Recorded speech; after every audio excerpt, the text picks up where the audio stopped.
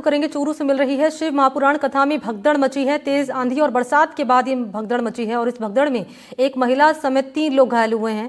इन घायलों को अस्पताल में भर्ती कराया गया है।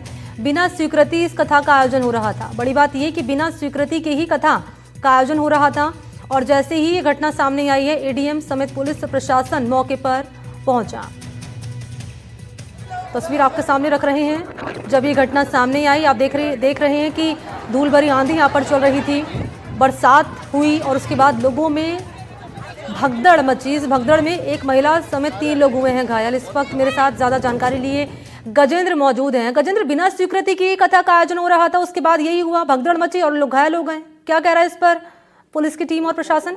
बिल्कुल मणि, मैं आपको बता दूं कि चूरू जिले के रतनगढ़ के नंदीशाला है, वहां पर एक कथा आयोजित की जा रही है और देश के मशहूर कथावाचक पंडित जो दीपक मिश्रा है, वो इस कथा को कह रहे हैं। ऐसे में आज अव्यवस्थाएं रही और व्यवस्थाओं के बाद कहीं ना कहीं पांडाल है वो आंधी के बाद उड़ता हुआ दिखाई दिया, जिसके बाद हल्की भगदड़ है वो मच गई। तेज आंधी के बाद भगदड़ मची। इस भगदड़ के अंदर एक महिला, एक छोटा बच्चा और एक बुजुर्ग व्यक्ति है वो घायल हो गए। तीनों घायलों को राजकीय अस्पताल लाया गया, जहां इलाज इनका चल रहा है। कहीं ना कहीं प्रशासन पहले से ही इस कथा को लेकर आपत्ति जता रहा था। प्रशासन ने पहले ही इसी वजह से कुल मिलाकर ये है कि गजेंद्र, ये आयोजकों की लापरवाही ही है और इसी लापरवाही के चलते ये हादसा सामने आया। बहुत शुक्रिया आपका तमाम जानकारी के लिए।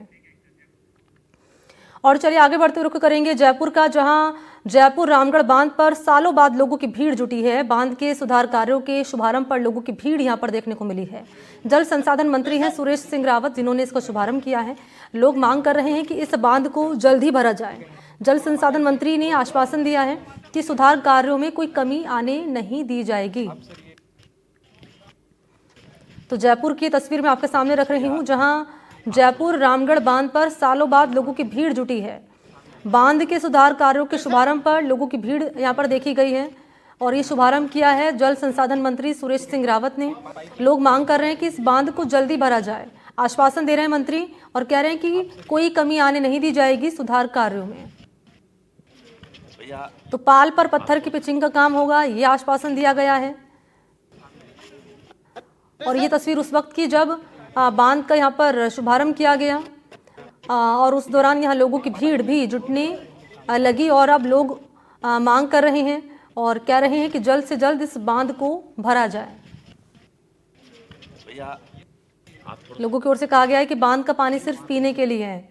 साल 1978 में पेयजल के लिए इस्तेमाल का फैसला लिया गया, तो अब रामगढ़ बांध का कायाकल्प होगा, ये आश्वासन दिया गया जल संसाधन मंत्री की ओर से। और वो ये भी कह रहे हैं कि जो इम्प्रूवमेंट होने उसमें कोई कमी आने नहीं दी जाएगी, सुधार कार्यों में कोई कमी आने नहीं दी जाएगी।